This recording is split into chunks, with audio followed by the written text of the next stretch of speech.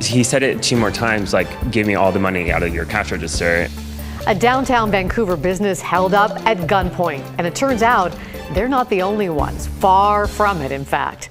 Welcome to KGW News at 5 o'clock. I'm Laurel Porter. And I'm David Molko. And right now, police are looking for a serial robbery suspect they say has hit more than 24 businesses over the last couple months. Let's bring in Mike Benner. Mike, it looks like this guy is leaving a trail all over the metro area.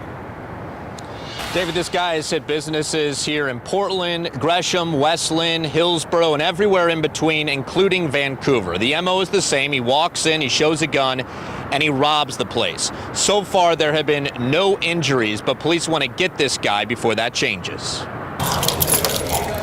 Locked up during business hours, getting into Advanced Cosmetics in downtown Vancouver isn't as easy as it was just 2 weeks ago. Now I've kind of informed all my employees when they're in here working just to keep the doors locked unless they have clients, because it's rare that we have walk-ins appointments. Employees at the business near 7th and Main have been extra cautious since May 21st.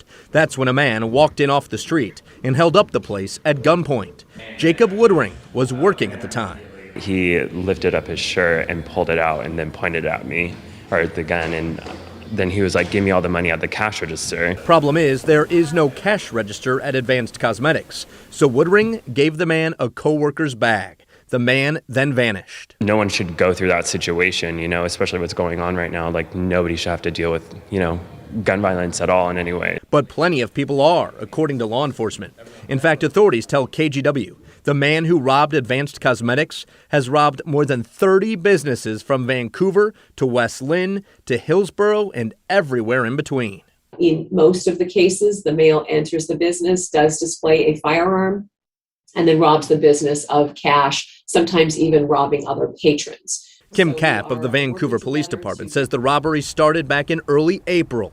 She says so far, nobody's been physically hurt, but there's no saying it'll stay that way. We don't know the motivation here. What's driving this? Is it money, or is there some sort of other, violence that can escalate? So certainly getting this person in custody is a priority. Staff at Advanced Cosmetics hope an arrest comes sooner rather than later. He's probably stolen a lot from a lot of different people. All right, if you know anything about these robberies or recognize the suspect, you're urged to contact police. What you shouldn't do is approach this guy because he has been armed in all of these holdups. Laurel? Thank you, Mike. Business owners at the Happy Valley Town Center near Southeast 162nd and Sunnyside Road are dealing with a string of burglaries. Take a look at this surveillance video. On the night of May 15th, this guy hit a restaurant and a Taekwondo gym. The owner tells us the burglar stole documents containing credit card numbers from students' families. Some of that information was later used on fraudulent charges. After this, what is happening around, it doesn't feel safe anymore in Happy Valley. It doesn't feel like the same it was like a couple years back. If you have any information on these cases, call the Clackamas County Sheriff's Office. Well, Portland police say 2 people have died in hit-and-run crashes in the last 24 hours. The most recent was early this afternoon on Northeast Gleason near 100th Avenue. We talked to a witness who said the victim was riding a bike and towing his dog in a trailer, and that is when a driver in a truck hit him and took off. Yeah, right here, as when the guy in the bike hit the truck, he hit the rear quarter panel, right side rear quarter panel, and hit the ground. And the guy on the truck, he just kept going. It didn't stop. So when the trailer got to the gentleman laying on the ground, it drove over his arm and somehow, it just twisted his body and it pulled him right under the trailer. Oh my goodness. We heard from Portland police an hour ago, and they managed to track down the driver in North Portland and arrested them. It's unclear what charges they're now facing. And last night, about 9 p.m., police say a driver hit and killed a person walking near Eastport Plaza off Southeast 82nd Avenue. Police say the driver in this case, 40-year-old Frederick Moore, was arrested on murder charges earlier today.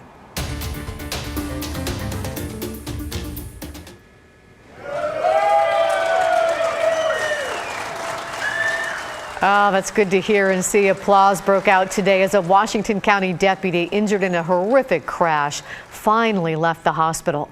The crash, which happened in late April, killed 2 Southridge High students and injured 3 others. Deputy Mike Trotter was also injured and has spent the last 6 weeks in the hospital. Investigators say the crash happened because the car full of teenagers ran a red light and crashed into Trotter's patrol car. Deputy Trotter will continue his recovery at a local rehabilitation center. Good to see him out of the hospital. To a story we're going to be watching closely this week. The House committee investigating the January 6th attack on the U.S. Capitol is now getting ready to take its case to the public. So after talking to hundreds of witnesses, reviewing thousands of hours of video footage, on Thursday, lawmakers are going to hold the first of at least 6 public hearings, and KGW and NBC News will be covering that live. We expect to hear testimony and see video and images that may shed light on exactly how the day unfolded and just as significantly why. Special coverage begins Thursday evening at 5 right here on KGW. In case you missed it, by the way, 5 leaders of the Proud Boys are now facing federal charges in connection with the attack on the Capitol. Prosecutors alleging what is called seditious conspiracy, that the far-right extremists attempted to prevent the peaceful transfer of power by intimidating members of Congress and law enforcement. So one of the men charged is Ethan Nordine. He lives outside Seattle. Prosecutors say he was part of the first crowds to break into the building and the so-called sergeant of arms of the group. The head of the Proud Boys, Enrique Terrio, also facing charges. The indictment alleges he knew about plans to storm the Capitol and to take over the buildings. All 5 have previously pleaded not guilty to lesser charges. Monday's indictment brings the total number charged with seditious conspiracy up to 16 people. A Vancouver doctor remains in the ICU tonight after suffering a cardiac arrest while competing in the PDX triathlon this past weekend. Thankfully, bystanders were able to quickly pull him out of the water. Joe Ranieri is here to explain just how lucky this man is tonight. And Joe, one of his sons was competing with him when this happened. Right, Laurel. Now, for the last 3 years, the Vancouver doctor Bill Supplett and his son Ryan have been competing in triathlons together. Ryan was just minutes behind his father in Blue Lake when his dad went into cardiac arrest.